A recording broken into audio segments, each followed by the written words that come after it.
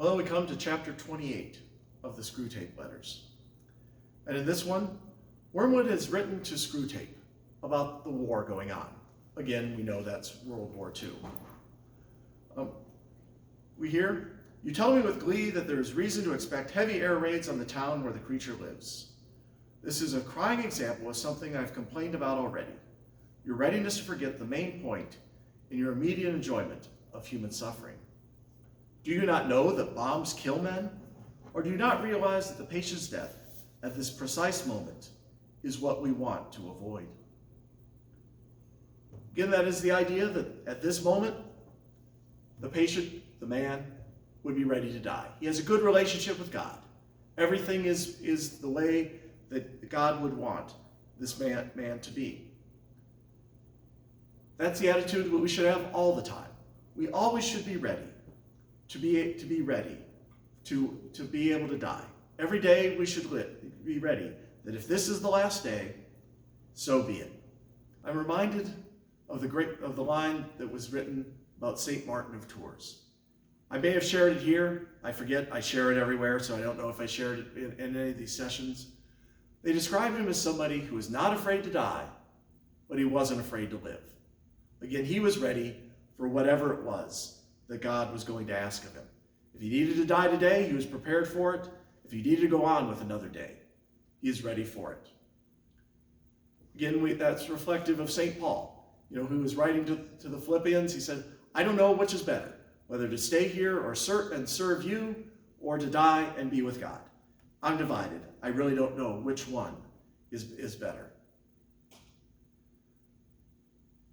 We hear what's going on in the man. At the present moment, as the full impact of the war draws near, and his worldly hopes take a proportionally lower place in his mind, full of his defense work, full of the girl, forced to attend to his neighbors more than he has ever done before, and liking it more than he expected, taken out of himself, as the humans say, and daily increasing in conscious dependence on the enemy. He will almost certainly be lost to us if he is killed tonight. We're told about the human beings. They, of course, do tend to regard death as the prime evil and survival as the greatest good. Again, this can't always be our attitude. Yes, we need to try to survive, but we can't see death as the ultimate evil. Again, it is the movement from this life to next. St. Paul, again, writes that for me, death is gain. We have to be, again, not seeing death as an evil, but it doesn't mean it has to be something that we're chasing after with all speed.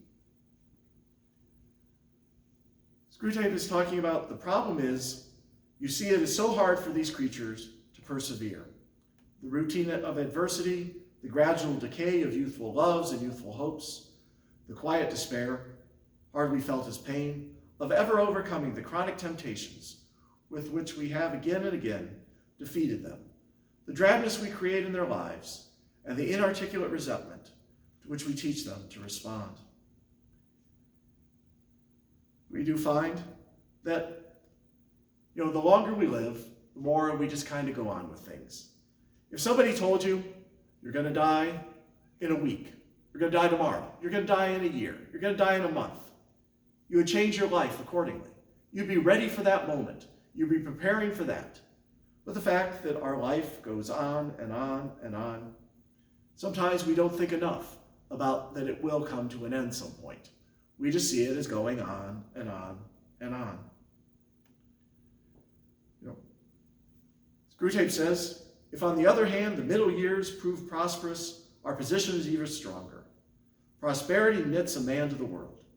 He feels that he is finding his place in it, while it is really finding its place in him. Which reminds me of the comment that I often make about the rich young man in the gospel. The one who comes up and says, "I'm ready to follow you, Jesus."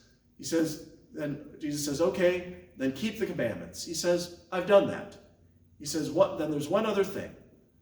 Sell all you have, give to the poor, and come follow me."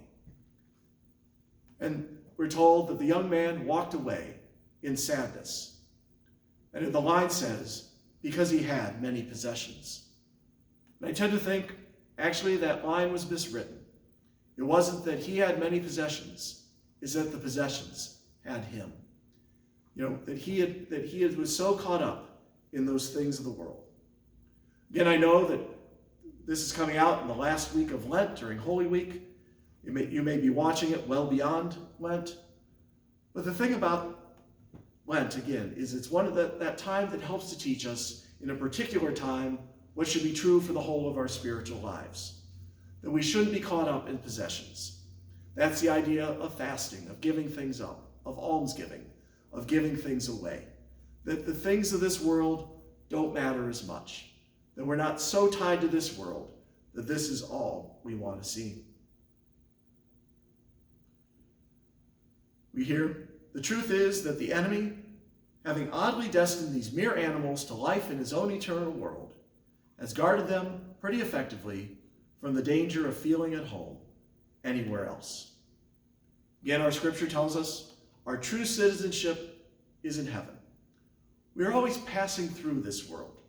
We can take advantage of it. We can enjoy the good things. We can enjoy our time. But we realize we're never quite home. We're always somewhat strangers. We're sojourners in this world until we finally come to our final destination. And because of that, God gives us this desire for that final destination, knowing we don't quite belong here. Screwtape says, so inveterate is their appetite for heaven, that our best method at this stage of attaching them to earth is to make them believe that earth can be turned into heaven at some future date by politics or eugenics or science or psychology or whatnot. Again, this is addressing a very big concern at the time of the idea of communism and socialism, of that idea that one day we can overcome all the structures that hold us down on earth, and earth can be perfected. We, of course, as Christians, believe in original sin. The world is broken. Only God can ultimately fix it. He is the only one that has the solution to the problems of this world. We can help along the way. We bring peace when we can. We feed those who are hungry. We try to overcome structures that are holding people down. Yes, we can do that. But it can never be fully achieved on this earth. It is only in the next world that the fullness of our earth is finally achieved. That at that point, that everything can be perfected. It can't come from our efforts any more than we talked about before, that idea of that heretic Pelagius who said that we can work and bring about our salvation. We can't do it in ourselves. We can't do it in our world. It always relies on God. Again, if there's any more questions, please let me know, and I'll answer them as I can.